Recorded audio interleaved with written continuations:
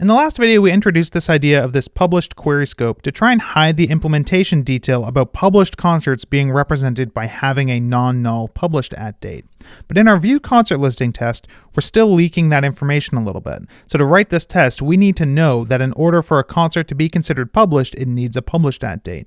It would be nice if we could remove that detail from the test and just ask the test to create a published concert.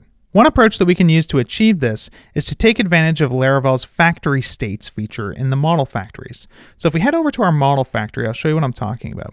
Let's head down to our concert factory here, and as you can see, we are just kind of specifying like the bare minimum information necessary to create a concert. Right now, we're actually not even mentioning the published at field here because it's nullable. It's not actually required for us to create a concert. And that's actually a very good practice to get into with your factories. By default, you don't want to specify any information that's not absolutely necessary for the record to be created. All you're trying to do is avoid errors in your tests because of fields that aren't relevant to the test not being provided. But we can also use factories to help us make our tests a little bit more expressive by defining factories for different states of our model. So down here, we can use the factory state method to define a new state for our concert class. And we'll call that state published. And now we can pass a closure that also takes our faker instance. And now inside this closure, we just need to return any properties that we're overriding in the default factory here. So in our case, we just have to return an array with a single field, and that field is going to be the published at date. So we can say that the published at date can be carbon -1 week like we've been using. And now let's head back to our view concert listing test and run it again to make sure that we're operating in a green state, and we are.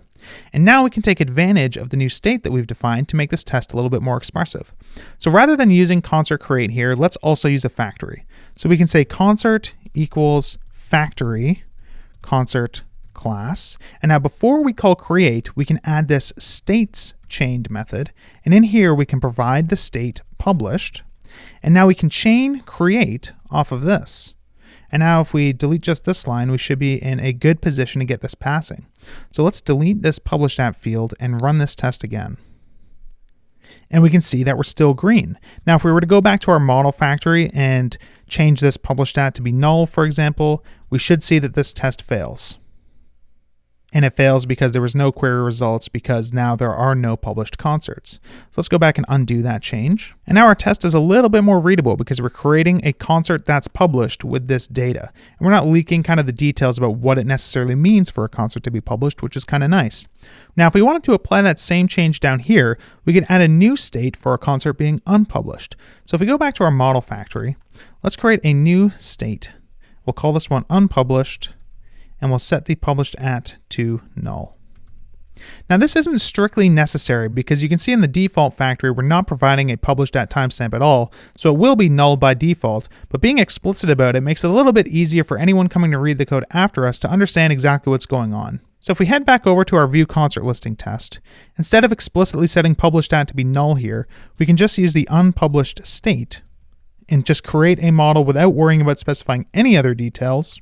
And now if we run this test, hopefully it's still green, and it is. And if we get rid of this, or if we set this to be a date instead of null, we should be able to see that it now would fail. And it does. So we can undo that change, make sure that our tests are still passing, and they are. So that was an introduction to factory states in Laravel. Can help you make your tests a little bit more expressive and can help remove implementation details from your acceptance tests that you should really only worry about specifying at the unit and model level. That's the end of this course module, and now in the next one, we're going to work on actually implementing the ability for people to purchase concert tickets. Stay tuned.